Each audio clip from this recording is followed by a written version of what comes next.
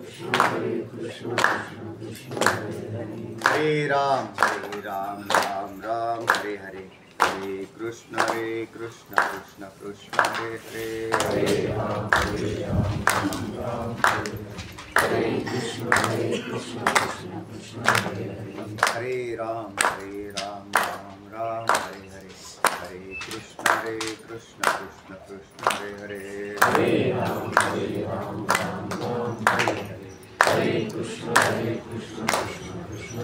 कुंडलीकधारी श्री ज्ञानदेव तुकाराम पंढरनाथ भगवान की जय। मौली ज्ञानेश्वर जगद्गुरु तुकाराम महाराज की जय।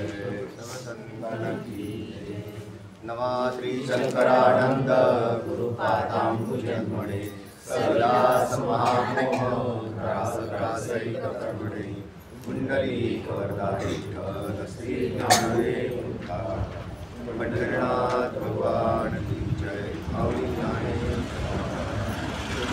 तुकाराम महाराज सब संतन की जय। पोचलेत आहेत. श्लोक आहे तुझा अर्पकांत्य राहित्येषां तत्स्वभावतः मा भूतस्थानुभव्यत्व भाव्यत्वं बोधात्मा तू न हीयते. त्याचा अन्वय अर्थ सांगतात. माधुरता हा गुण इत्यादीचे गुण सदृष्टांत श्लोक आलेला आहे.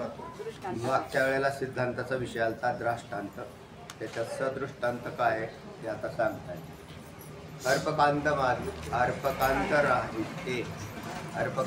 राहित्ये तर त्याच्यात दृष्टांत कोणता वापरलेला आहे तर मधुरता धारण करणाऱ्या पदार्थाचा. मधुरता म्हणजे गोड. आणि अशी जशी शर्करा कशी आहे मधुर आहे, तर शर्करा मधुर आहे. आपला मूळ विषय काय आहे.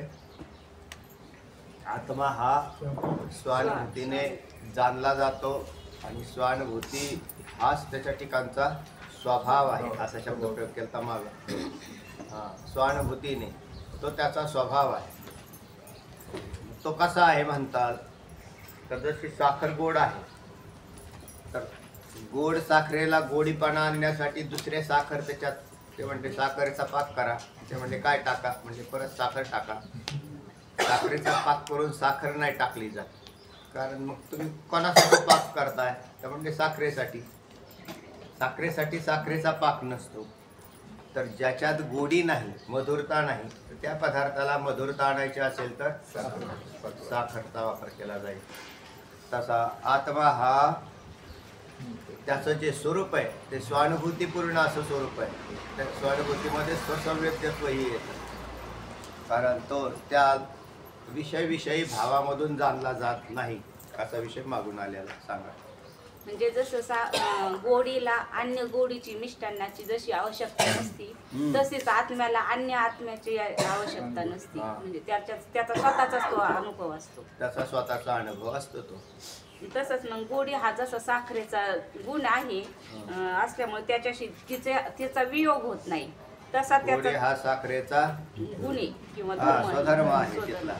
आणि त्याच्यामुळे त्या गोडीपासून साखर कधी वेगळी झाली नाही. तर मधुरता आणि साखर हे दोन्ही एकच आहे. तसाच आत्म्याचा अनुभव हा एक स्वभाव असल्यामुळे तो त्याच्याशी नित्यच येतो, त्याच्यापासून वेगळा होत नाही. म्हणजे आत्म्याचा अनुभव घ्यायचा असेल तर काय करावं लागेल तर म्हणजे काहीच करायचं नाही, कारण आत्म्याचा स्वानुभव हा स्वभावच आहे. म्हणजे तो स्वतः स्वानुभूतीने असतो, त्याचा अनुभव त्याचा नित्य असतो. आता हे कसं जीवांसाठी कसं संभवनीय आहे तर जीव हे मूळचेच ब्रह्म आहेत, म्हणजेच आत्मा आहे. म्हणून जीवाला आत्म्याचा अनुभव घ्यावाच लागत नाही. जीवाला आत्म्याचा अनुभव घ्यावा लागत नाही तर मग काय येत नाही तर मध्ये अविद्या आल्यामुळे अनुभव येत नाही. वास्तविक पाहताय तुम्हाला अनुभव घेण्याची आवश्यकता नाही. आजच्याही काळात जितके बी जीव आहेत, अनंत जीव आहेत, त्या अनंत जीव हे ब्रह्मच आहे. त्यांना त्याचा अनुभव नाही. हा भाग वेगळा. नाहीतर सारे जीव आजही ब्राह्मी स्थितीतच आहे, त्याला कधी कधी घसरलेले आहेत. म्हणून जीव हे ब्रह्म आजही आहेत ब्रह्मस्वरूप. फक्त मग त्यांना अनुभव येत नाही. मग त्यांना अनुभव येत नाही त्याच्यासाठी शास्त्र आणि गुरु पुढे आले. तुम्हाला आम्ही अनुभव घेऊन देऊ. नाही तर शास्त्र आणि गुरूंचा दुसरा काय फायदा आहे त्याला? परमार्थाचा दुसरा काही फायदा नाही. स्वतःची अनुभूती संपन्न तुम्ही झाले की परमार्थ तुमच्या दृष्टिकोनातून तो विषय मिटलेला असतो. जर स्वानुभूती उत्पन्न नाही झाली तोपर्यंत त्याने भज गोविंदम भज गोविंदम भज गोविंदम मूलमध्ये तोपर्यंत त्याने भजन करत राहावं. आणि ज्या दिवशी हा अनुभव येतो त्या दिवशी आणि याच्यासाठी धैर्य संपन्न मनुष्य असावा लागतो. अनुभव घेण्याच्या वेळ जो धैर्याने शूर धीर उदात्त असा बनलेला असतो, मग तो डरपोक नसतो. माणसं घाबरतात का त्याला अनुभव येत नाही तोपर्यंत माणसं घाबरतात. नाही तर असतं कोणाला घाबरण्याचं कारण आहे. आणि कोण आपलं आजही कोणी वाटोळं करू शकत नाही, कारण तुम्ही ब्रह्मच आहात. आणि मग तुमच्यावर चाल करून कोणी येईल त्या? कोणीच नाही. पण आमची बुद्धी जी आहे अज्ञानकृत बुद्धी ही त्याला ती खाते आणि म्हणून तो घाबरतो. ज्या दिवशी घाबरायचं बंद करताल ना त्या दिवशी तुम्ही त्या स्थितीकडे निघून जाताल. घाबरण्याचं कारणच नाही, कारण तुम्ही कोण आहात? चैतन्य स्वरूप शुद्ध ब्रह्मच आहात. का कोणाला घाबरता? हा, तुमची हानी काय होत नाही. तुम्ही ज्याला हानी समजता ना ती तुमची हानी नाही. ज्याला आमची हानी असं समजतो. शरीराची हानी ही माझी हानी नाही. शरीर संबंधीची हानी ही माझी हानी नाही. शरीर संबंधी तुम्हाला जर मानायचेच असतील तर अख्खं विश्व माना, नुसते घरातले नका माना. तुम्ही जर विश्वाला माझं म्हटला तर तुम्हाला काय हानी होत नाही, कारण विश्वाचा हा स्वभाव आहे. दररोज कितीतरी लोकांचे वाढदिवस साजरे होतात, दररोज कितीतरी मरतात आणि दररोज कितीतरी जन्मतात. ते राजस्थान मधलं एक कुटुंबाचं ते आलं पाठीमागं, तुम्ही टाकलं होतं काय? 185 लोक एका घरात राहतात दररोज वाढदिवस. ते म्हणजे दररोज वाढदिवस चालले, म्हणजे आमच्या महिन्यात कायम वाढदिवस असतात. किती लोक एका कुटुंबात राहतात? 185. आणि ती सगळे आता किती गोपाळांचा मेळा आहे भाऊ, त्याच्यात काय आनंद झाला नाही, आनंदाशी जोडा. पण बुद्धीमध्ये भेद नाही ना हो, कारण ही कोणाचा आहे ही कोणाचा आहे आता त्यांना माहीत असेल ही कोणाचा पोरग आहे ही कोणाचा. इतके घरात एवढ्या महिला इतके पुरुष, पण किती प्रेम आहे. तसं अख्खं विश्व एक कुटुंब जर झालं तर किती प्रेम आहे. चित्तामध्ये काहीच भेद राहणार नाही. किती बी आनंदात लोक राहतील, त्याला काय खायची दादा राहील का बोल. आणि ते सगळे काम करतात. त्यांचा तो मुख्तियार आहे, काय म्हणतात त्यांना? मुख्तियार, मुख्य कारभार. आपल्याकडे कारभारी मुख्तियार असं काहीतरी शब्द, मुखिया. आणि मग ते दाखवलं होतं त्याच्यामध्ये ते आजोबा, आणि ते त्यांचं वय बी पुढे 100 अशा पुढं काहीतरी. आणि मग ते असे तर मग ते सगळे काम करतात का? तर ते सगळे काम करतात. आता जे परतवांड नवीन झालेले त्याच्यात असं आहे, त्यात कमी वयात जर लग्न झालेले असतील तर त्याच्यामुळे कुटुंबाचा विस्तार इतका मोठा होऊ शकतो. तर तेव्हा हे विश्वची माझे घर ऐसी मतीची स्थिर किंबहुना चराचरा.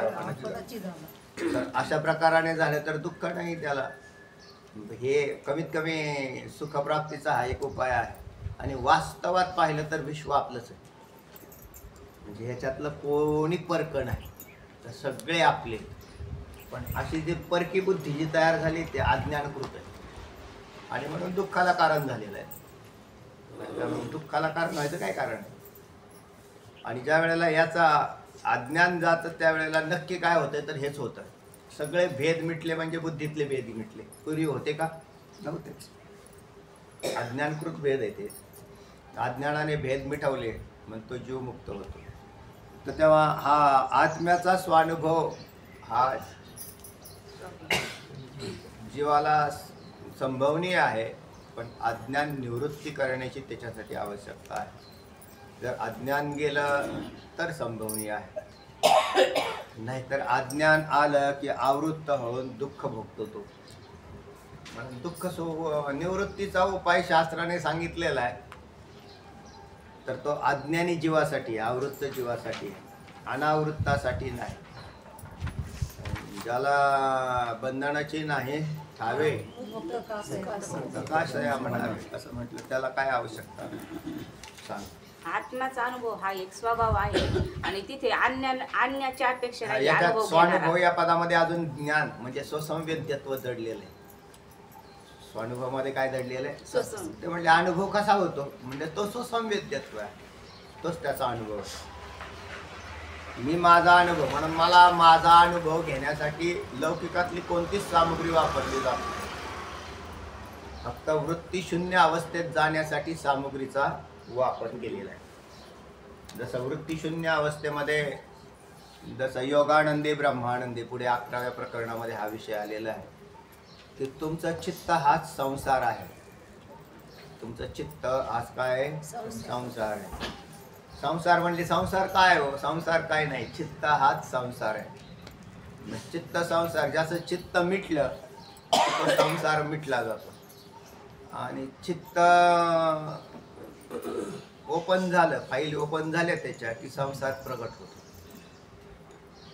तेच चित्त ज्या वेळेला सुषुप्तीत लीन होतं त्यावेळेला पती नाही, पत्नी नाही, नातवंड नाही, पोरं नाही, सगळे सोयरे नाही, जमीन नाही, जुमला नाही, देह नाही, फक्त चित्त काय झालं? लीन झालं सुषुप्तीमध्ये. अजिबात निर्विषयता. त्यावेळेला कुठं काय संसार होता आपल्याजवळ? ते चित्त प्रगट झालं. प्रगट झाल्याबरोबर ते जागृतीत आलं की त्याचा संसार सुरू झाला. आणि मग हे कधी मिटेल? जेव्हा चित्ताचा नायनाट होईल त्यावेळेला संसारातून तुम्ही पूर्णतः विश्रांतीला प्राप्त होतात. पण कसं होईल ते? तर त्याच्या चित्ताचा म्हणजे चित्ताचा बाध हा ब्रह्मज्ञानाच्या द्वारे होईल. ज्या वेळेला ह्याला ज्ञान होईल त्यावेळेला त्याला याची इच्छा नाही राहणार की याच्यात काही नाविन्य शोधायचं आहे म्हणून. आणि काही नाविन्य नाही सुद्धा जगात, काही नाविन्य नाही. मायाकृत सगळे पदार्थ किती उत्पन्न होतात भरमसाठ आणि किती नाश पावतात. अज्ञानी जीव त्या पदार्थाला पाहतो म्हणून तो तिथं गुंतलेला आहे. ते लहान पोरं कार्टून चालू करून द्या ना त्यांना, कार्टून त्यांचं जर बंद केलं त्याच्यावर ते लगेच हातपाय आपटून नाचायला लागतं. कारण त्यांच्या ते आवडीचं ते कार्टून राहतं. आणि मग ते आहेत ना सगळ्या पोरांना आवडते, मोठ्या माणसांना आवडतं ते काय. ते दोघं जण पाहत असतात कार्टून पाहतात. अरे काय पाहत आहे ते कार्टून?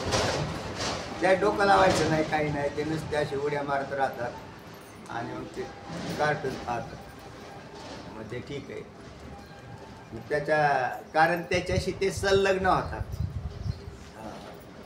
मग त्याच्यामध्ये जसं मांजर असेल, उंदीर असेल, उंदराच्या मागं मांजर पळालं ते अशा अशा अशा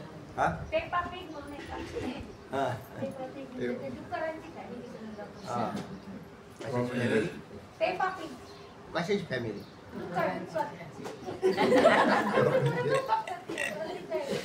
आता फॅमिली कशाची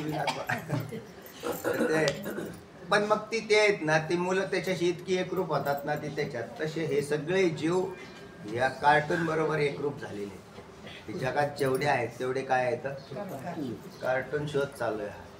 त्याच्यात इतके एकरूप झालेले आहेत की मग प्रत्येक जण याच्यातून जेव्हा बाहेर पडेल ना त्यावेळेला. म्हणून स्वानुभूती आत्म्याची, आत्मभिन्न पदार्थाची कोणती जेवढी विषय करून तुम्ही अनुभूती घ्याल ही नश्वर अनुभूती म्हणजे वृत्तीजन्य ज्ञान टिकत नाही, नाश पावतात. आता आपण एवढं सगळं ज्ञान मिळवलं का नाही? तुम्ही इंजिनिअरिंगचं ज्ञान मिळवलं, न लागो पुढचा जन्म लागला तर त्याच्यात तुम्ही परत मानवी शरीरात आले तर पहिलं ज्ञान मिळवलेलं आहे का नाही तुम्ही? ते राहत ते नाही. राहत. म्हणून ते त्याच्यातून वजा होत. आणि पुन्हा बुद्धी, फ्रेश बुद्धी त्या प्राण्याच्या शरीरात तयार होऊन त्याच्यात संस्कार राहतात त्याचे, पण ज्ञान वजा होऊन जातं. आणि त्याच्यात बी संस्कारात उद्भूत आणि अनुभूत असा प्रकार केले. हा, ते मागचे सगळेच पुसले जातात.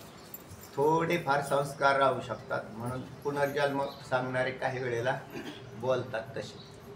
काही वेळेला जर त्याच्यात थोडेफार आघात होऊन संस्कार शिल्लक असतील तर तो सांगू शकतो. आणि अशा काही घटना घडलेल्या आहेत. पण आत्मज्ञानाचा विषय असा आहे, एकदा आत्मज्ञान तयार झाल्यावर संसारातली इच्छेचाच नाश होऊन जातो. त्याचं कारण आहे याच्यात काही मिळवण्यासारखं काहीच नाही आणि बुद्धीतून तुच्छता तयार होते. याचं हे खरं वैराग्य असतं. म्हणजे बुद्धीमधून तुच्छत्व तयार झालं की वैराग्याची सीमा झाली की त्याच्यानंतर त्याला काही राहत नाही. तर ते आपोआप आत्मज्ञान ब्रह्मज्ञानाकडून तयार होतं. जोपर्यंत त्याला आत्मज्ञान नाही तोपर्यंत त्याला विषयाची इच्छा असते आणि विषयाची इच्छा ही अज्ञानकृतच आहे. आणि त्याला किती बी आवरायचा मोह बंद केला तात्पुरता होतो त्याच्यावर ज्याने प्रयत्न केले तर, पण आत्यंतिक निवृत्ती कुठं होईल? चला, म्हणून आत्म्याचा स्वानुभव म्हणजेच त्याचा त्या ठिकाणी असणारा जो अनुभव घेण्याचा भाग प्रत्येक जीवाने काय करावा? आत्मानुभव घ्यावा. आत्म्याचा अनुभव प्रत्येक जीवाने घ्यावा आणि असा अनुभव घेतला की मग तो पुन्हा दुसऱ्या पदार्थांचा अनुभव घेण्याची इच्छा करत नाही. या आत्म्याच्या मधुरतेला जर चाटलं ना तर उसने आणलेली मधुरता कशासाठी? विषयांच्या ठिकाणी असणारी आत्म्याचीच मधुरता म्हणजे आनंद, तो भोगण्याची तो इच्छा करणार नाही. जो मधुर साखरच ज्याच्या जिभेवर पडलेली, तो पुन्हा आणखीन दुसऱ्या पदार्थात आलेली मधुरता कशाला पाहायला जाईल? चला, मग आत्म्याचा अनुभव हा ज्याचा त्याने घ्यायचा असतं तिथं दुसऱ्याची आवश्यकता नसते. त्यामुळे त्या स्वभावाची दुसऱ्याची हानी पदार्थ पण होत आणखी नाही. दुसऱ्यामध्ये अज्ञानकृत कोणतेच पदार्थ आत्मानुभव देत नाही.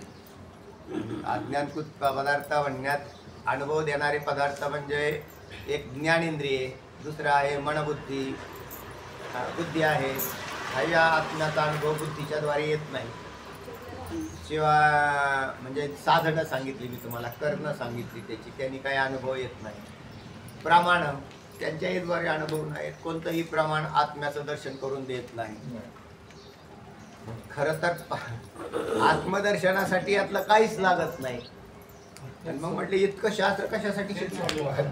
त्याच्यावरच बोलतात. आणि त्याच्यावर बोलतो त्याच्यासाठी, त्याच्यातून बाहेर पडा ह्याच्यासाठी सांगावं लागतं.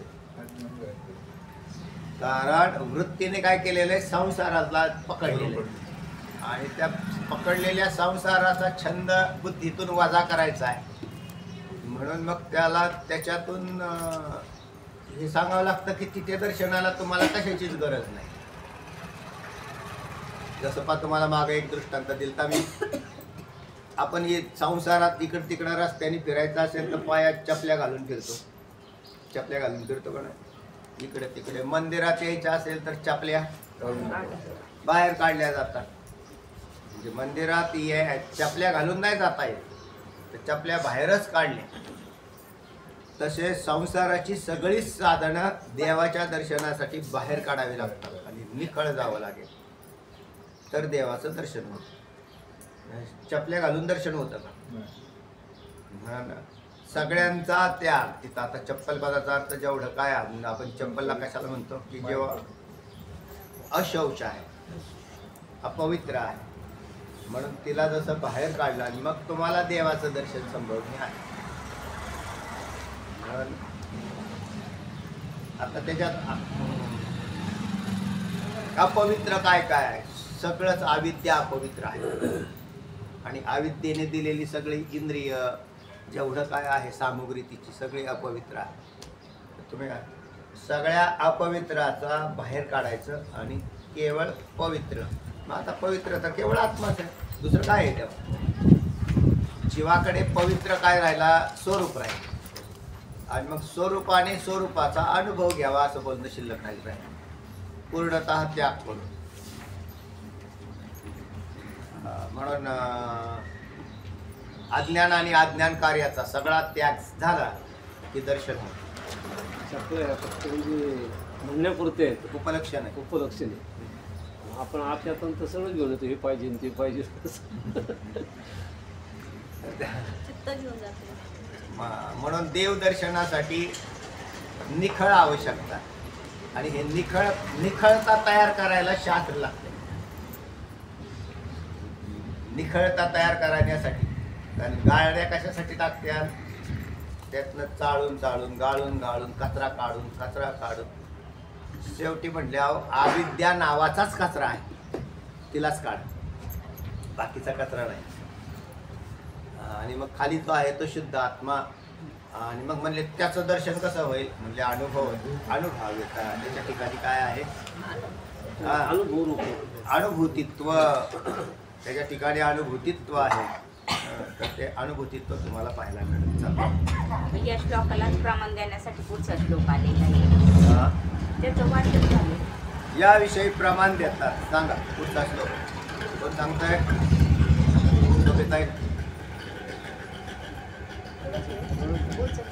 झाला पुढचा श्लोक झालाय आणि वाचन झालेला आहे. बरं. गेल्या वेळेस होते का? उच्चारा ना मग श्लोक. स्वयं ज्योतिर्भवतेश पुरोस्मा भासते किलात तमेव भान्तमन्वेति तद्भासा भास्यते जगत्. म्हणजे हा पुरुष स्वयंप्रकाश आहे, त्याच्याच प्रकाशाने म्हणजे सर्व प्रकाशित होते. म्हणजे सूर्य म्हणजे सर्वच पदार्थ त्याच्या प्रकाशाने प्रकाशित होता म्हणून सांगितलं. इथपर्यंतच आहे. ते हिला श्रुती सांगितले. चला परत वाचा आता. याविषयी प्रमाण देतात. वाचा.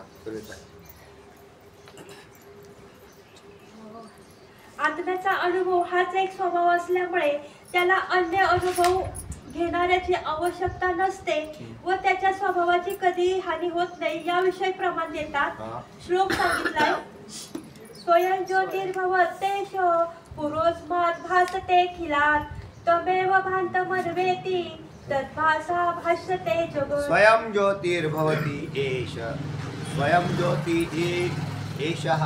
स्वयं ज्योतिर्भवती हा पुरुष स्वयंप्रकाश आहे. पुरुष म्हणजे आत्मा. आणि कसा आहे तर स्वयंप्रकाश आहे. स्वयंप्रकाश पदाचा अर्थ तुम्हाला पुष्कळ वेळा येऊन गेला की ज्याच्या ज्ञानासाठी अन्याची अपेक्षा नाही.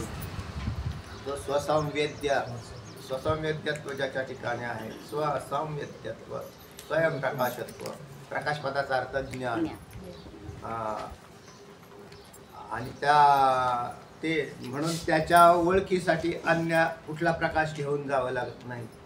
जगातल्या पदार्थांची ओळख करण्यासाठी तुम्हाला अन्य प्रकाशाची आवश्यकता आहे. आता तिथं दोन्ही प्रकाश, एक अज्ञानातला प्रकाश आणि एक ज्ञानातला प्रकाश. अज्ञानातला प्रकाश म्हणजे भौतिक सूर्यांचे प्रकाश, हे जडच आहेत.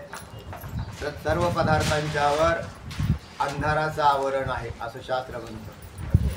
सगळ्या पदार्थांच्यावर काय आहे? अंधकाराचं आवरण आहे. म्हणून अंधकाराचा आवरण प्रथम नाश केलं जातं ते अज्ञानातल्या प्रकाशाने. आणि ज्ञानरूपी प्रकाश आत्म्याचाच एक प्रकाश जो वृत्तीमध्ये आलेला आहे, त्या प्रकाशाने दुसरं अज्ञान तर वृत्तीच्या द्वारे तिथला अज्ञानाचा नाश केला जातो. तर अशा प्रकाराने विविध प्रकाश, दोन्ही प्रकाश त्या ठिकाणी दिसतात. एक बाहेरचा लौकिक सृष्टीतला घेतला आपण. इथं विविध पदाचा अर्थ मी इकडं बाहेर घेतला. एक सूर्याचा आणि एक आत्म्याचा. आत्म्याचा प्रकाश म्हणजेच ज्ञान. आणि सूर्याच्या प्रकाशाने काय घालवलं? अंधार. कारण जगातले सगळे पदार्थ अंधाराने आवृत्त आहेत. आता उगाच सूर्य उगवला म्हणून आपल्याला हे दिसले. एरवी हे पदार्थ सूर्य नसताना दिसले असते का? नसते. म्हणून आपल्याला त्याची तेवढी काय वाटत नाही, कारण आपल्याला ती सवय लागली. महत्व वाटत हा, आता हे प्रकाश स्वयंप्रकाशित आहे का? नाही. हे फूल नाही. नाही, हे फूल स्वयंप्रकाशित नाही का?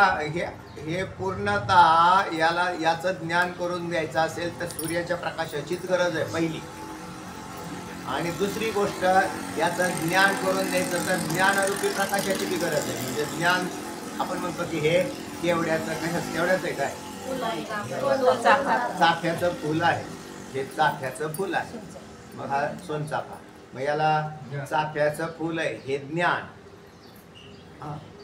अज्ञानातलं ज्ञान, ज्ञानातलं ज्ञान आणि अज्ञानातलं ज्ञान. हे अज्ञानातलं ज्ञान. आता ज्या वेळेला आत्मज्ञानात, त्यावेळेला त्याच्यात बोलणं राहणार नाही, चालणं राहणार नाही, कारण विषयी भाव नाही.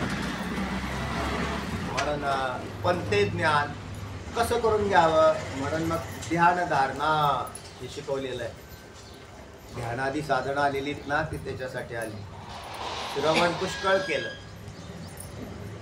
काही वेळेला मननही केलं, पण निधिध्यासनात देहात्म भावाचा त्याग करायला लावला आणि तदाकार वृत्तीशून्य अवस्थेत जायला लावली. वृत्तीशून्य अवस्था म्हणजे समाधीची अवस्था. त्यात असं म्हटलेलं आहे, थोडा फार जरी अनुभव मिळाला तरी तुम्हाला तोच अनुभव आत्मा स्वानुभूती उत्पन्न करून देऊ शकतो. थोडा अनुभव हा स्वानुभूती निर्माण करून देऊ शकतो. त्या योगानंद प्रकरणात आलेलं आहे. तुम्हाला 11वं प्रकरण आहे पहा.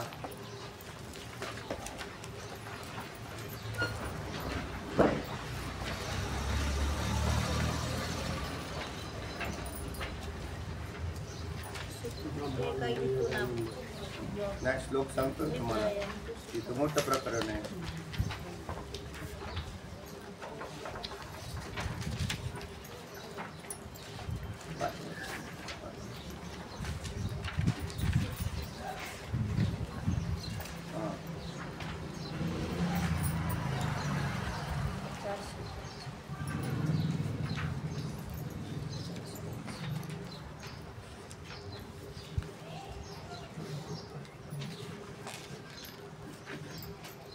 हा, श्लोक क्रमांक 119, पान नंबर 459 आहे का? 459. यद्यप्यसौ चिरं कालं समाधिर्दुर्लभो नृणां तथापि क्षणको ब्रह्मानंद निश्चय यद्यसौ. तर त्याच्यात असं म्हटलं, तरी ही समाधी मनुष्यांना दीर्घकाल प्राप्त होणे दुर्लभ आहे. का सापडलं का नाही? 19वा श्लोक. हा, तर तिथं लिहिलेलं आहे, जरी ही समाधी. आता तुम्हाला सांगा, ध्यान धारणा करा, वृत्ती निश्चय करा. समाधी साधायला फार कठीण आहे. त्या योग्यांना, सांसारिक माणसांना समाधी साधायला तर फार कठीण आहे. चित्तामध्ये अनेक विषय असतात त्यांच्या. कसे काय राहील? जे योगी वनामध्ये दीर्घकाल अभ्यास करतात त्यांना ही समाधी प्रयत्नाच्या अंती साध्य होते. पण आता त्याच्यात तरी काय केलं जातं? समाधी म्हणजे नुसतंच अज्ञानी माणसाने डोळे झाकून बसणे म्हणजे समाधी असा अर्थ नाही.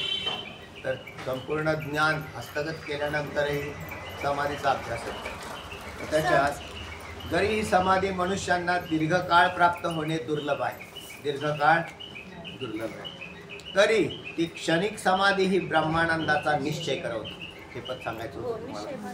म्हणजे ब्रह्मानंदाचा निश्चय क्षणिक समाधी सुद्धा करवते. आणि क्षणिक समाधीचे अनुभव आत्मज्ञानी पुरुषांना येतात. क्षणिक समाधीचे अनुभव येतात. दीर्घ समाधीचा अनुभव नाही येऊ शकत, कारण त्याला ती प्रोसेस आहे. ती योग्यांना ती प्रोसेस आहे. पण एक क्षणिक, समजा काही सेकंदाची ही समाधी तुम्हाला मिळाली, प्राप्त झाली, तरी तुम्हाला ब्रह्मानंदाचा अनुभव येऊ शकतो. म्हणजे आत्म्याचा अनुभव उमटतो. तेव्हा सर्व वृत्ती निरोधरूप समाधी सर्वच मनुष्यास दुर्लभ आहे. यातून ती दीर्घकाळ राहणे हे तर त्याहून कठीण. पण समाधीचा एक क्षणभर जरी अनुभव आला तरी तेवढ्यावरून ब्रह्मानंदाचा निश्चय होतो. पूर्वपक्ष असा म्हटला होता की ब्रह्मानंदाचा निश्चय कसा होईल, तर म्हटले होईल ना. ते म्हटले मग त्याला दीर्घ योगीच पाहिजे. तर तसं काही नाही, थोडा जरी अनुभव आला, असं म्हटलं ना 12 तास बसून 5 सेकंदाची समाधीचा अनुभव मिळाला, घेणं तर गरजेचंच आहे ते त्याला. किंवा निधिध्यासनाच्या अंती जो विषय दिलेला आहे तत्वज्ञानी पुरुषाची समाधीतला हा अनुभव वेगळ्या पद्धतीत सांगितलेला आहे, सहस्थितीतला आहे. चला सांग, वाच. अद्वैत सांगितलंय, एष हा स्वयंज्योतिः भवती, हा पुरुष स्वयंप्रकाश आहे. अयम अस्मात् अखिलात् पुरः भासते, हा सृष्टीतील या सर्व पदार्थांच्या अगोदर भासतो. सगळ्या पदार्थांच्या अगोदर भासतो. कोण भासतो? पुरुष भासतो, आत्मा भासतो. आणि किती स्वानुभवाची गोष्ट आहे बघ. तुमच्या सगळ्यात परिचयाचं जवळचा कोण आहे? प्रथम भासणारा कोण आहे? मला मी गेल्या वेळेस त्याचं उदाहरण दिलं होतं की अमावस्येच्या रात्री काळ्या जमिनीत काळा कुट्ट पुरुष काळी घोंगडी घेऊन झोपलेला आहे. काय दातच पांढरे असतील त्याची. तेव्हा मग आता हा झोपलेला आहे, सगळं काळं काळं झालं म्हणजे आम्हाला काय म्हणायचंय, काहीच नाही तिथे बा. सगळं त्याला कुणी जाणणारा नाही, ओळखणारा, तरी तो स्वतःला जाणतो का नाही? जाणतो. काळा राहे काळ वखा. माझा फोन तिकडे गुंतलाय, नाही तर मग मी सांगितलं का काळा राही काळ काळा राहे काळ वखा. आपणा न आणि का न चोदावे तरी आसिका हा मी बाणी. हा मी बाणी, न चोचवे आसिका हा मी बाणी. अमृतानुभव मधले होऊन ये. तर त्या मी आहे हे ज्ञान आहे का नाही? तुम्ही कुठेही जा, जंगलात जा, कुठेही जा, मी नाही असं होईल का? मी आहे. म्हणून पहिला अनुभव कोणाचा आहे तुम्हाला? माझा आहे. माझा म्हणजेच आत्म्याचं. मी म्हणजेच आत्मा. आणि माझा अनुभव माझ्यावरून कधी वेगळा नसतो. आता तुम्ही त्याच्यावरून उठता आणि शरीरावर येऊन बसता. शरीराचा मी आहे म्हणजे मी शरीर आहे. तर हे इकडे अज्ञान काम करायला लागतं. ज्या वेळेला मनुष्य झोपतो त्यावेळेला मी शरीर आहे असं म्हणतो का झोपेत? नाही म्हणत. पण मी आहे ना. सुषुप्ती अवस्थेमध्ये शरीर टाकून दिलेलं आहे त्यांनी. तो ज्या वेळेला झोपला तर मी नाही असं होणार नाही. मी आहेच. तो मी हा अधिष्ठानाचा आहे म्हणजे आत्म्याचा. आणि मग सुषुप्तीमध्ये जरी तो लीन झालेला असला तरी अज्ञान तिथं असतं. म्हणून ते अज्ञानच त्याला प्रसवतं आणि पुन्हा सूक्ष्म देहात घेऊन येतं. सूक्ष्म देहात आला की तो लगेच स्वप्न पाहायला लागला. एका उपाधीची अवस्था सुषुप्ती आहे. 2 उपाधी जिथे आहेत ती स्वप्न आहे. आणि 3 उपाधी आहेत ते जागृती. जागृती 3 देहांच्या उपाध्या आहेत. म्हणून तर सुषुप्तीमधून एका उपाधीत राहतो सुषुप्तीत असला तरी. परंतु ती अज्ञानाची उपाधी असल्या कारणाने अज्ञान आणि आत्मा एवढ्या इथंच फिरला. आता ज्या वेळेला पुढ्याला स्वप्नामध्ये येतो त्यावेळेला ही उपाधी वाढवतो आणखी. आणि मग अजून तो स्थूल झाला. कुठं आला? स्वप्नात येऊन. आणि स्वप्नातून पुन्हा जागृतीत आला, अजून स्थूल होऊन राहिला. म्हणून मग आत्म्यापासून दुरावलेला हा जो जीव आहे तो आत्म्याला जाणू शकत नाही. मग त्याला परत जाणायचं असेल तर काय करावं लागेल? तर म्हणले सुषुप्तीत जावं लागेल. तर सुषुप्तीत नाही जावं लागेल. हे तर आमच्या सहज अवस्था आहेत ना. आता सगळ्या लोकांना झोपा लागतात, उलट पाठात सुद्धा लागतात. तर त्या लोकांना म्हणले वा मी पाठाला जाऊन काय केलं? म्हणजे आत्म्याला जाणलं. कसं? म्हणजे झोपलो. असं नाही. म्हणून तिथं एक समाधी नावाची अवस्था आली है ना. समाधी म्हणजे झोप नाही, पण समाधीत या दोन्ही देहांचा बाहेर काढला. स्थूल देह त्याचाच वापर केला, यांचाच वापर करून तो समाधीत उतरला. पण केव्हा ध्यानामध्ये, आपण ध्यानाचा विषय सांगतो तर त्यावेळेला मग त्याला स्थूलातून तो बाहेर निघाला. म्हणून एकांत स्थानामध्ये राहावं, एकांतात अभ्यास करावा.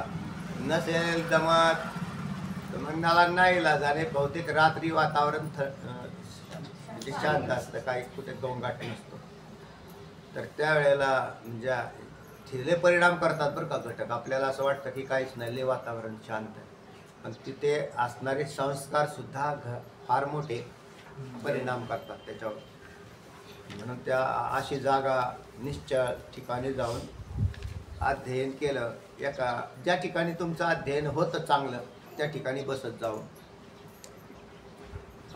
ज्या ठिकाणी अध्ययन होत नाही तिथे बसून ते अध्ययन होत नाही. ते जाग्यांच्या मध्ये इतके दोष असतात. मग म्हणून ज्या वेळेला हा समाधीचा अभ्यास करेल त्यावेळेला वृत्तीशून्य अवस्थेचा हा अभ्यास त्याला केला की मग त्याला आत्म्याच्या सुखाचे शेजारी पहुडईन असं आहे ना. तुका म्हणे मग नये वृत्ती सुखाचे शेजारी पहुडईन. आणि तुकोबराई करत होते. सगळ्या संतांचा अभ्यास आहे आणि आपणही केला पाहिजे. म्हणून सगळ्यात आधी कोण भासतं असं म्हटलं तर मीच मला भासतो, कारण मी स्वसंवेद्य आहे. आता त्याच्यात आपण जरी त्यातला हा मी हा परिच्छिन्न धरला लोकांनी, वास्तवात सर्वांचा मी एक आहे. म्हणजे तुमचा आत्मा आणि माझा आत्मा भिन्न नसून एकच आहे. म्हणून ज्या वेळेला असं कळतं की फक्त प्रत्येक जीवाने आपल्या आपल्या अज्ञानाने आत्म्यापासून वेगळेपणा निर्माण केलेला आहे.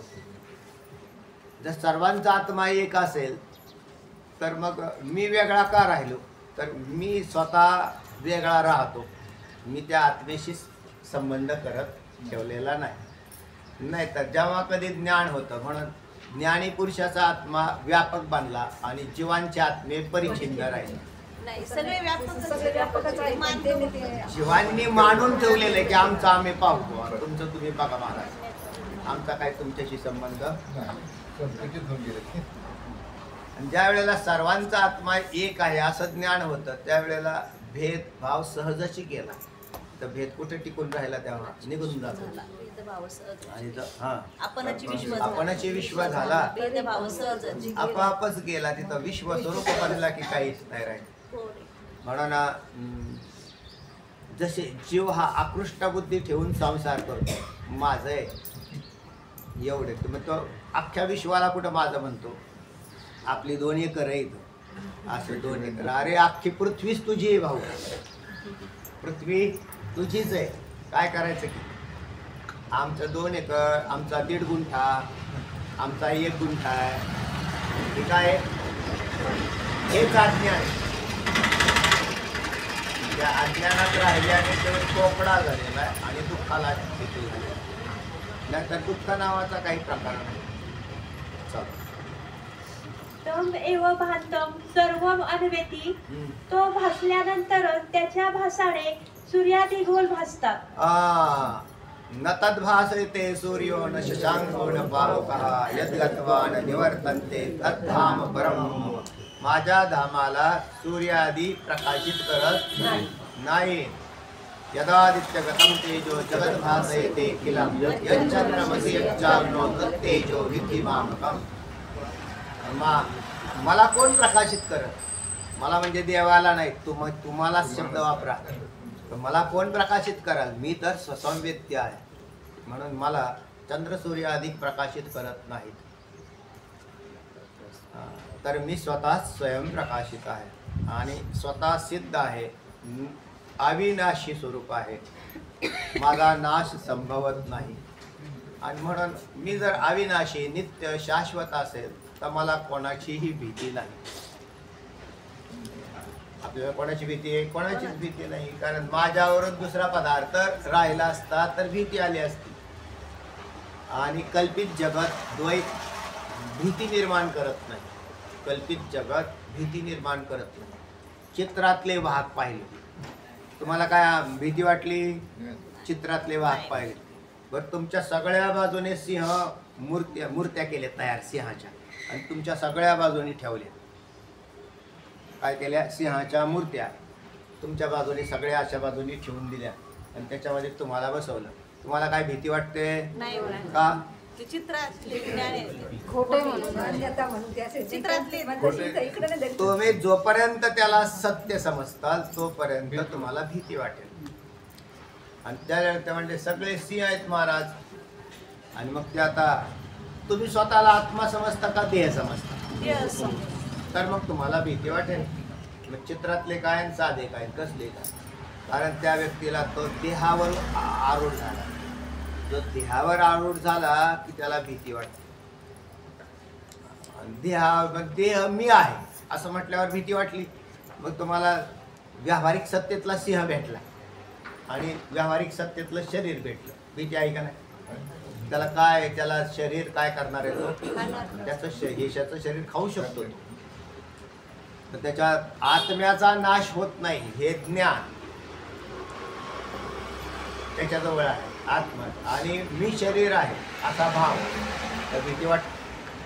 भाव आहे ना शरीर असण्याचा. शरीराचा भाव आहे आणि आत्म्याचं ज्ञान आहे फक्त. ज्ञान आहे. तरी भीती त्या वाटते. ज्या भावावर आहे त्या भावात भीती वाटते. आणि जेव्हा कधी त्याला हा स्वानुभव उत्पन्न झाला आणि मग तो त्या शरीर एवढंच काय ते कुठे पाठ चालू होता अण्णांचा महाबळेश्वर नाही भीमाशंकरला. आणि त्यावेळेला आमचे पेरी साहेब होते का नव्हता त्या पाठात. तर तिथं ज्या वेळेला तिथं काहीतरी एक सर्प पाडला खाली. बरं ते म्हणजे वरून साप खाली पाडला पाठामध्ये. सगळे लोक पार ह्याला त्याला तोडून त्या म्हणजे पाठात बसल्यावर सुद्धा असा भाव नाही तयार होत मी देह नाही. किती पक्के बसलेले आहेत आपण. ते म्हणजे इतका अभ्यास करायची काय गरज आहे? समजा मी जर चैतन्य स्वरूप आत्मा आहे तर त्याला भाव वेगळा आणि ज्ञान वेगळं आहे. आमचा शरीर भाव आहे आणि आत्मज्ञान आहे. म्हणजे ज्ञान शब्द ज्ञान आहे.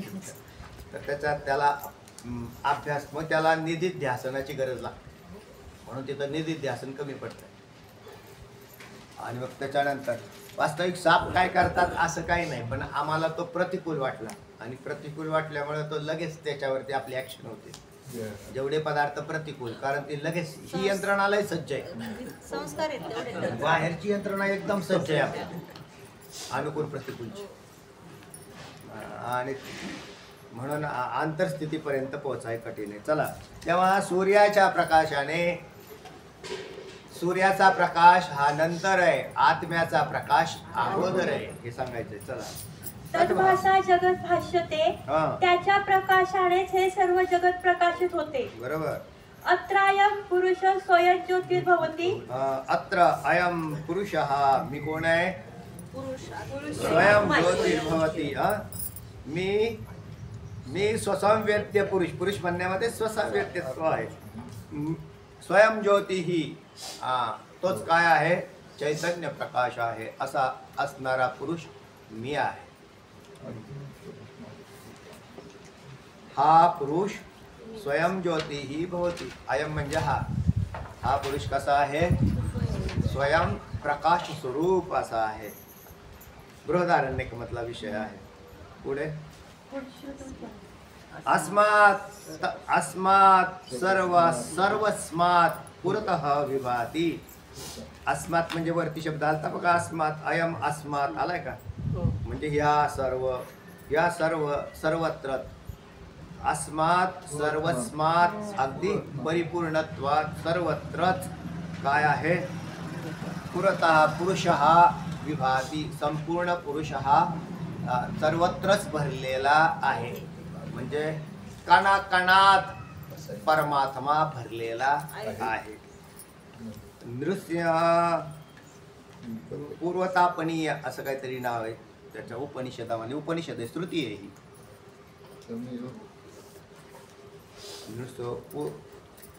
तापनीय उपनिषद.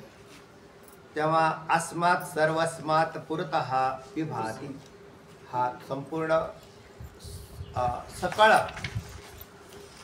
कणाकणामध्ये सूक्ष्मत्वाने हा पुरुषच काय झालेला आहे, पुरून उरलेला आहे. तमेव भांत, याचं सांगितलं होतं तुम्हाला. तमेव भांत मनुभाती सर्व. उच्चार. न तत्र सूर्यो भाति न चंद्र तारकं नेमा विद्युतो भान्ति कुतोऽयम् अग्निः तमेव भान्तमनुभाति सर्वं तस्य भासा सर्वमिदं विभाति. तस्य भाषा सर्वमिदं. पाठ केले का सगळ्यांनी? ज्यांनी पाहिले त्यांनी पाठ केले, ज्यांनी पाहिलं नाही त्यांनी नाही पाहिलं, है ना. गाडगेताईंनी नाही पाठ केले दिसत मला. तत्र सूर्यो भाति न चंद्र तारकं नेमा विद्युतो भान्ति कुतोऽयम् अग्निः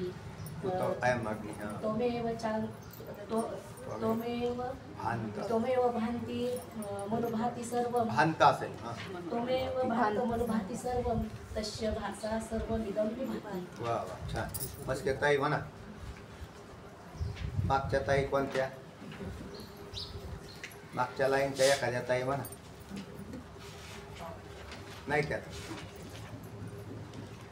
गायकवाड ताई, तुम्हाला मी ते ह्याच्यात टाकून दिला होता ना, याच्या खालीच काय येतं, पाठाच्या खाली जे डिस्क्रिप्शन येतं ना, त्या डिस्क्रिप्शन मध्ये टाकलेलं आहे. तिथं पाहिला का? ते बी नाही पाहिलं. डिस्क्रिप्शन मध्ये नाही पाहिलं. डिस्क्रिप्शन मध्ये फाईल ओपन केल्यावर त्याच्या खालच्या बाजूला डिस्क्रिप्शन येतं. त्या डिस्क्रिप्शन मध्ये टाकलेलं आहे, सगळ्यांना कळावं. तुमच्याकडे आहे ना तो? तुम्ही चित्र पाहिलं, डिस्क्रिप्शन नाही पाहिलं. चला, त्याच्यात आहे टाकलेला, अजून बी आहे, त्यात पाहून आणि पाठ करा पुढच्या वेळेला. पुरुषांनी कोणी कोणी केला? वेदाची श्रुती आहे, फार सुंदर आहे. तुम्हाला म्हटलं ना, न तत्र सूर्य, काय न तत्र सूर्यो भाति न तत्र सूर्यो भाति न चंद्र तारकं नेमा विद्युतो भान्ति कुतोऽयम् अग्निः तमेव भान्तामनुभाति सर्वं तस्य भासा सर्वमिदं विभाति. तेव्हा त्याच्या प्रकाशाने सगळे प्रकाशित होतात.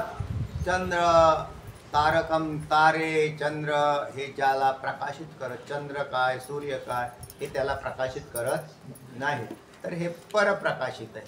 आता त्याच्यात असं आहे, अहो चंद्राचा सूर्याचा तर एवढा, चंद्राला आम्ही मानू परप्रकाशित. विज्ञानात चंद्राला काय म्हटलेलं आहे?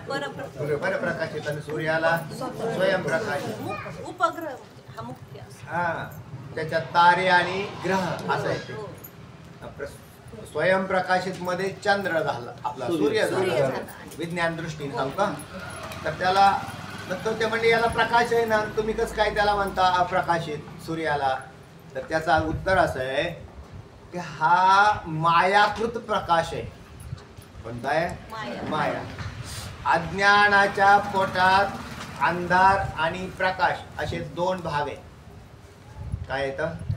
अंधार आणि प्रकाश. हे दोन भाग अज्ञानाच्या पोटात राहतात. आणि आपण कुठं राहतोय? या अज्ञानामध्ये आहोत. म्हणून आपल्याला हा सूर्याचा प्रकाश, यालाच तुम्ही आत्मप्रकाश समजायला लागले. म्हणजे बहुतेक लोकांना प्रकाश असा दृष्टांत आला की त्यांना वाटतं की हेच बरं काय, हाच प्रकाश आहे. तर असं नाही. तर हे अज्ञानाच्या पोटातला अंधार आणि अज्ञानाच्या पोटात प्रकाश राहतो. म्हणजे ते त्याचे घटक आहेत अज्ञानात. आता आत्म्याच्या ठिकाणी अंधारही नाही आणि हा भौतिक प्रकाशही नाही. दोन्ही लक्षात ठेवा. आता ध्यानाकडे जाणाऱ्या लोकांसाठी एका विषय तयार होईल. ते म्हणजे महाराज ध्यानामध्ये काय काय पाहता येईल? तर पहिल्यांदा अंधार नाही आणि प्रकाश नाही, हे दोन वजा केले, दोघांना वजा करून टाकले. बर, मग अंधार प्रकाश आणि अंधार आणि प्रकाश हे दोन्ही अज्ञानकृत वजा केल्यावर त्याच्या पोटातल्या सगळ्याच वस्तू नष्ट झाल्या. कशाच्या? विश्वाच्या पोटात ज्या वस्तू राहतात त्या अंधार आणि प्रकाशमय अशा आहेत, त्या दोन्हीही गेल्या. म्हणून विश्वच वजा करून टाकलं. झालं ना, संपूर्ण विश्व वजा झालं. तर त्याच्या आणि मग ते कसं वजा केलं तर मग बुद्धीच्या द्वारे बनवलेलं ते. आणि म्हणून बुद्धीमधले ज्या वेळेला संकल्प पहिल्यांदा मनाचे संकल्प बंद झाली, यंत्रणा बंद झाली, कारण अंधार प्रकाश रहित असा मी आहे. झालं मनास आता संकल्प पण तुमचं मन शाबूत राहिलं. ज्या अंधार आणि प्रकाशाच्या कल्पना करणारं मन होतं त्या मनालाही काय झालं आलंबन काही नाही राहिल्यावर मग ते निघून जातं. म्हणून मनाचे संकल्प विकल्प बंद पाडले जातात. ती खरी समाधी संकल्प. म्हणून संकल्प शब्द अणविद्ध शब्द अणुनविद्ध असं म्हटलं. नंतर ते शब्दही संपले. त्याला पुष्कळ म्हणजे प्रॅक्टिसचीच गरज आहे. 10 मिनिटात कधी हा विषय संपत नाही. अर्थाने एका तासामध्ये बी समाधी लागणार नाही किंवा ध्यानही लागणार नाही. एका तासात काहीच होणार नाही. एका तासापर्यंत काय होणार तासात. आपण नित्य करत राहिल्यावरती त्याला तो आत्मसात व्हायला लागेल. आणि मग मगाशी सांगितल्याप्रमाणे तो अनुभव काही सेकंद तरी त्या व्यक्तीला येतो. त्याच्यामध्ये झोप नाही. तेव्हा त्याच्या प्रकाशाने सगळे जगत प्रकाशित होतं. तस्य भाषा सर्वमिदं विभाती. हे आलतेच ना, वरती लिहिलेलंच होतं. या श्लोकामध्येच एक ओळ आलेली आणि ती खालच्या श्रुतीची मुंडक उपनिषदामध्ये असणारी जी श्रुती आहे त्याच्यात आलेली आहे. त्याच्यानंतर ते आणखीन कुठे कुठे आले ते दिलेलं आहे की श्वेताश्वेत उपनिषदामध्ये सुद्धा आलेली आहे. श्वेताश्वेत उपनिषद ही श्रुती बऱ्याच ठिकाणी आलेली आहे. मी तुम्हाला त्या दिवशी म्हटलं होतं. नंतर केनोपनिषदामध्ये बी आहे मला वाटतं. कठोपनिषदामध्ये आहे. श्वेत उपनिषदामध्ये आहे. तर मुंडक उपनिषदामध्ये आहे. मी ती श्रुती 5 ते 6 उपनिषदात पाहिली. 2-3 दिलेले आहेत त्यांची तिथं संबंध. ज्यांना पाहिजे असेल उपनिषद आहेत का कोणाकडे?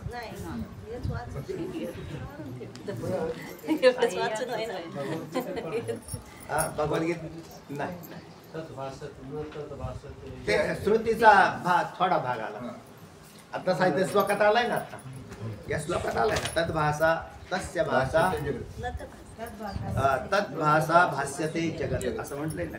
तर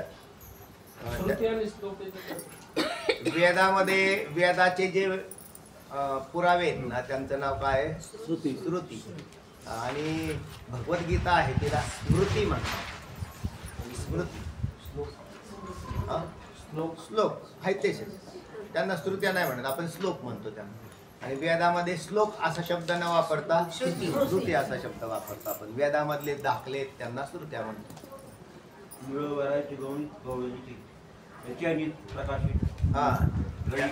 रवी याचे प्रकाश आहे. रवी त्याच्या प्रकाशाने प्रकाशित. बरोबर.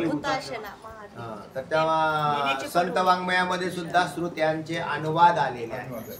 प्रत्यक्ष अनुवादच आहे. याच्या महातेजे तेज हुताशना याची या निज प्रभा प्रकाश रवी किरणा येण्याची पडवणी वेद केला शहाणा ऐसा लागूया माया. चला वाचा. प्रकाश सांगितलाय ते त्या श्रुत्याच आहेत ते वरती आलेल्या 4, 3, 9.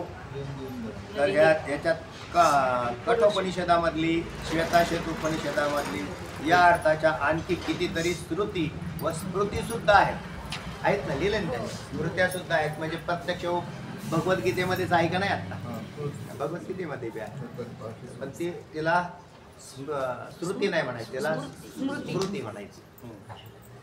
अशा अर्थाच्या आणखी कितीतरी श्रुती व स्मृती आहेत. हा गुहा अंतर्गत सर्वव्यापी व 9 दाराने युक्त असलेल्या शरीर रूप पुरीत राहणारा आत्मा दीपाप्रमाणे स्वप्रकाश आहे. हा कसा आहे? स्वप्रकाश आहे. कुठे राहतो? शरीर रूपी पुरीत. पुरी म्हणजे तर त्याचा गुहा असा शब्द गेलाय ना. पहिला श्लोक गेला आता आपल्या ह्याच्यातला. तिथं पुरी शब्दाचा अर्थ लिहिलेला आहे. तर त्याच्यात पुरीमध्ये बघा तिथं विश्लेषण केलेलं परत एकदा जाऊन पहा, आता आपल्याला वेळ नाही.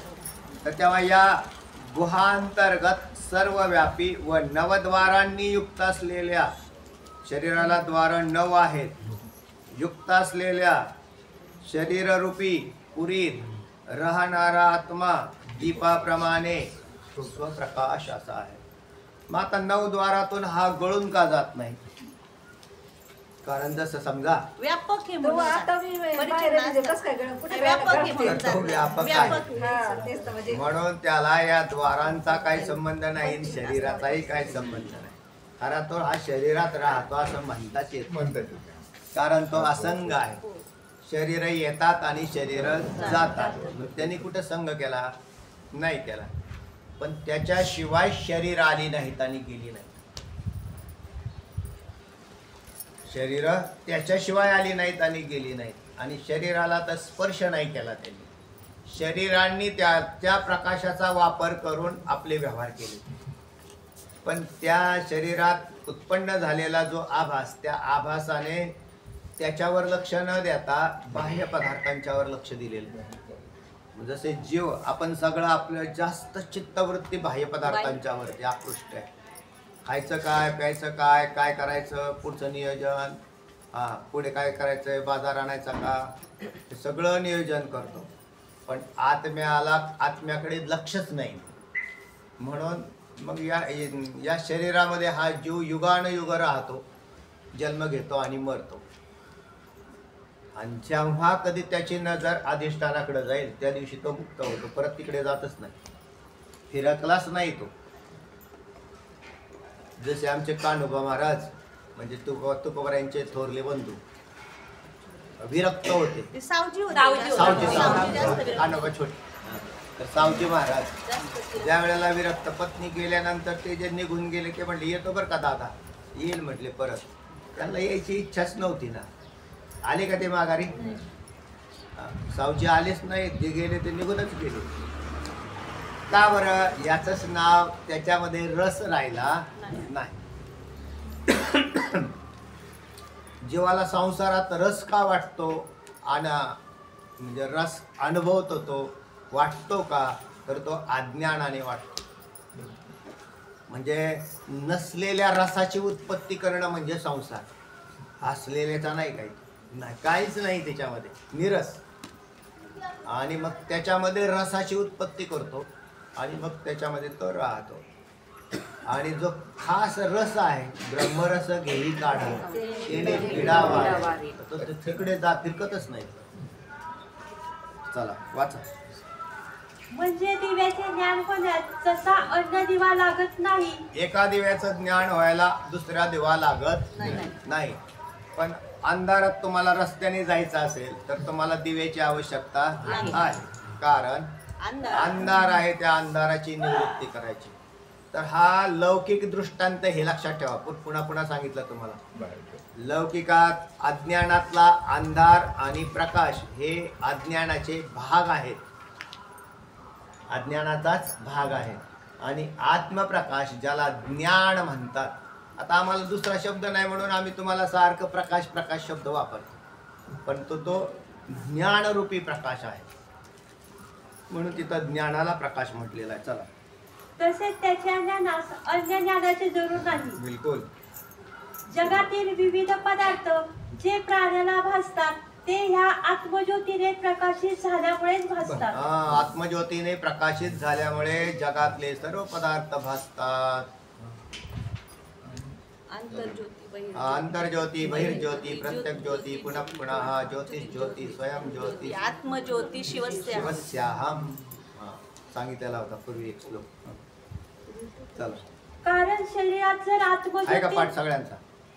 त्यांनी ते याच्यात देऊन दिलेलं आहे ना, ते आंतरज्योती ते छापून दिलं होतं ना तिकडं हा दिला होता तुम्हाला एकदा पाठीमाग. त्यांनी ते कोणती हे तुम्ही नाव करा. मोहिते साहेबांनी, मेत्रे साहेबांनी दिले. हा, मी सगळे श्लोक उच्चारलेले त्यांनी सगळे लिहिले आणि ती लिहिले छापले आणि सगळ्या लोकांना वाटले. मेत्रे साहेबांनी गेले पण त्यांची स्मृती राहिली. झेरॉक्स राहिले ना त्या. झेरॉक्स आहे. पुण्यवंतच होते ते बरं का. हा तरी काय, कारण हे कोणाच्या हातात सामुग्री सापडणार नाही. लोकांच्याकडे दुसरं भरपूर सापडेल काय पण चला. कारण शरीरात जर आत्मज्योती नसली तर काही भासत नाही असे मृतदेहांकडे पाहून अनुमान होते. अर्थात सर्वांच्या पूर्वी आत्मप्रकाश भासतो, म्हणजे जे जे ज्ञान ते आत्म्यामुळेच होत असल्यामुळे. आता हे गेलं. कारण शरीरात जर आत्मज्योती नसली तर काही भासत नाही असे मृतदेहाकडे पाहून अनुमान होते. तर त्या मृतदेहामध्ये 2 आत्मे राहतात. एकाला जीवात्मा म्हणतात आणि एकाला आत्मा म्हणतात. त्यातला कोणता आत्मा जातो? आत्मा जात नाही बरं का. तर ते म्हटले गेला आत्मा. सगळ्यांचा आत्मा जरी एक असेल तर मेलेल्या पुरुषाच्या शरीरात आत्मा असतो का नाही? मेलेल्या पुरुषाच्या शरीरात कोणाचा आत्मा असतो? आपलाच असतो. आत्मा एकच आहे ना, आपलाच असतो. म्हणून मेलेल्या पुरुषाच्या शरीरात म्हटले गेला याचा आत्मा. अरे त्याचा आणि तुझा आत्मा एकच आहे. म्हणून मेलेल्या पुरुषाच्या शरीरात आत्मा तुम्हीच आत्मा असता. आता ते म्हटले पण ते हालाना ना महाराज, त्याचा जीवात्मा गेला. त्या जीवात्म्यामध्ये अधिष्ठान चैतन्य अधिक साभासयुक्त अंतःकरण. तर हा जो चमो असतो तो सूक्ष्म देह म्हणतात त्याला, तो निघून जातो. सूक्ष्म देहाचं दुसरं नाव जीवात्मा असं केलं. त्याच्यामध्ये तो जीवात्मा गेला. तो कुठे गेला तर तो दुसऱ्या शरीरात गेला. का गेला? अज्ञानी होता. त्यांनी स्वतःची ओळख करून नाही घेतली मानवी शरीरात, म्हणून त्याला त्याच्यातून निघावं लागलं आणि दुसऱ्या शरीरात गेला.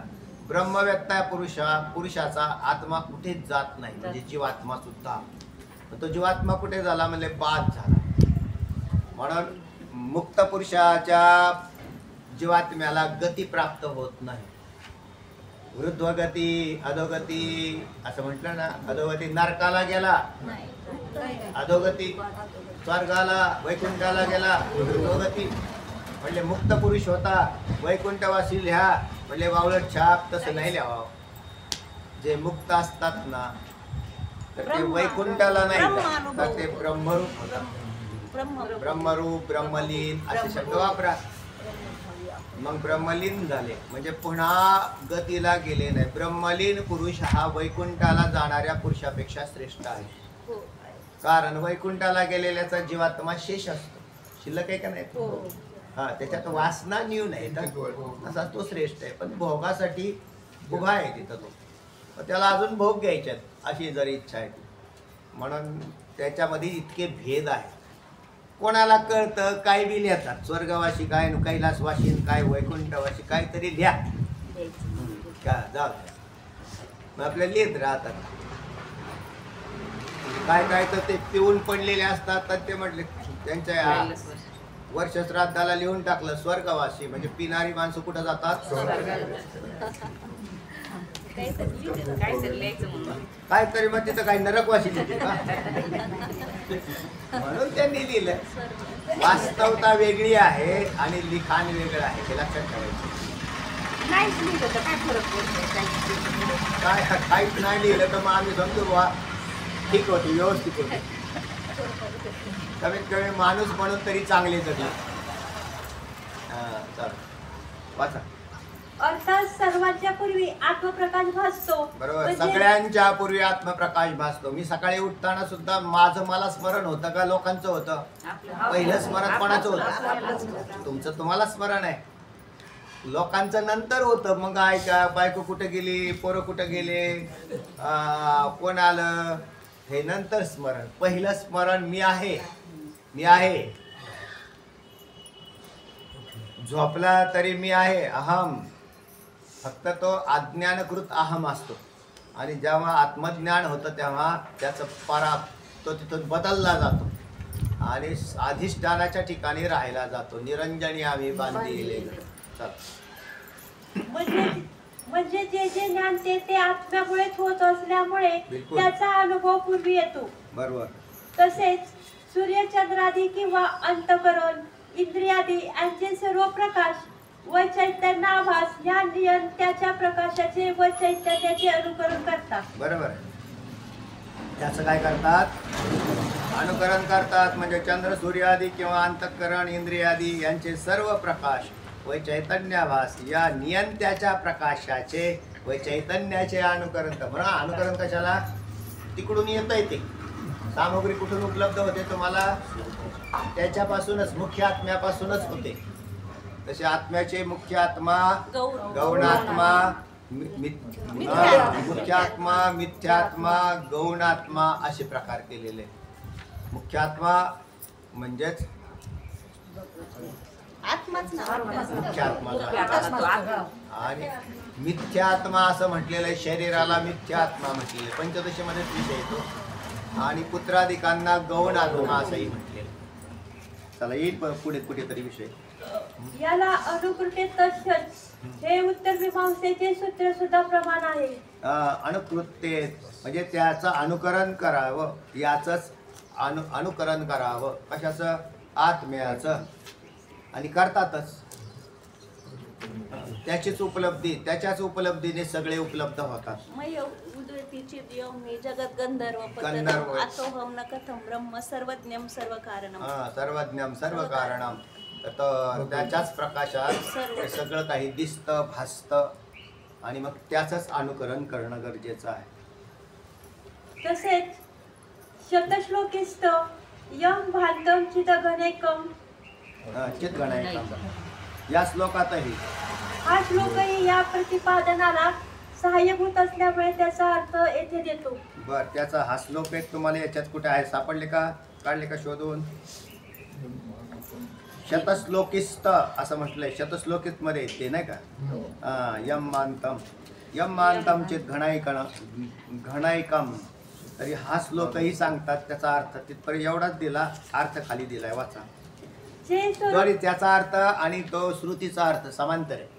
गेल्या वेळेस नव्हतं का तुम्ही म्हटले ती श्रुतीचा अर्थ इथं दिसतोय. तर याच्यातला याचा अर्थ होता तो यम भांतम चित घणाईकम. ज्याच्या प्रकाशाने सगळं काही चैतन्य स्वरूप होऊन भासतंय. जे स्वरूपतः अगदी भिन्न असणारे पृथ्वी, वायू, सूर्य, चंद्र इत्यादी पदार्थ ते ज्या चैतन्यपूर्ण एक व स्वप्रकाश रूप असणाऱ्या आत्म्याच्या प्रकाशामागून प्रकाशित होतात व ज्याच्या मध्येच राहतात त्या शांत प्रकाशरूप अंतरहित सर्वज्ञ जन्मरहित अमर आणि म्हणूनच नित्य व अनादि अशा परमेश्वराला वीज, अग्निसमूह किंवा तारांगण प्रकाशित करील काय? कधी नाही. तर वीज प्रकाशित असते, अग्निसमूह प्रकाशित असतं, तारांगण प्रकाशित. हे जरी झाले तरी हे भौतिक प्रकाश आहेत.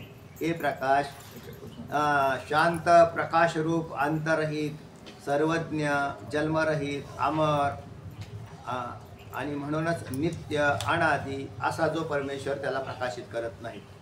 जे स्वरूपतः अगदी भिन्न असणारे पृथ्वी, वायू, सूर्य, चंद्र, बरोबर आहे. स्वरूपतः अगदी भिन्न असणार, स्वरूपावरून भिन्न असणारे असं करा. इत्यादी पदार्थ जे या चैतन्यपूर्ण एक व स्वयंप्रकाश रूप असणाऱ्या आत्म्याच्या प्रकाशामागून प्रकाशित होतात. त्यांच्या मागून प्रकाशित होतात.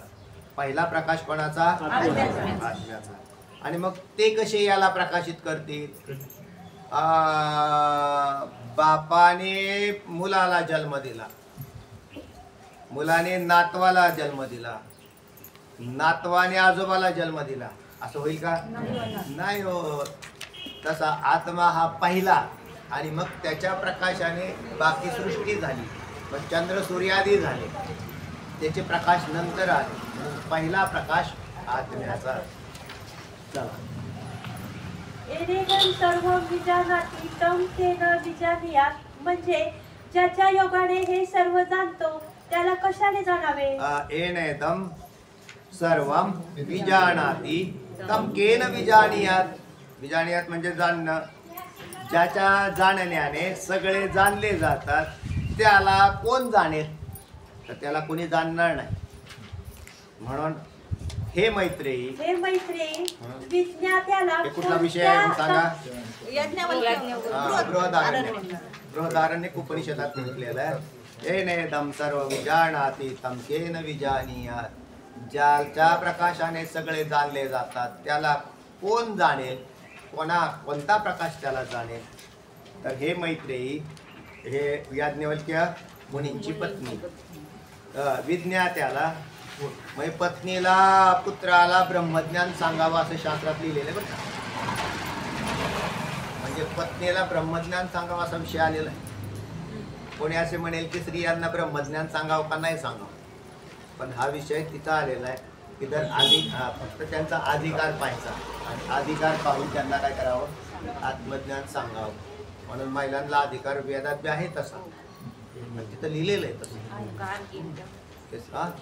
आणि आहेत आणि कितीतरी तुम्हाला सर्वज्ञ महिला दिसते, म्हणजे वेदेतनं आत्मज्ञानी महिला पुष्कळ होऊन गेल्या, आजही आहेत, पुष्कळ आहे आणि हे चालूच राहतं. असं नाही कोणी सांगत की कोण ओळखतो कोणाला.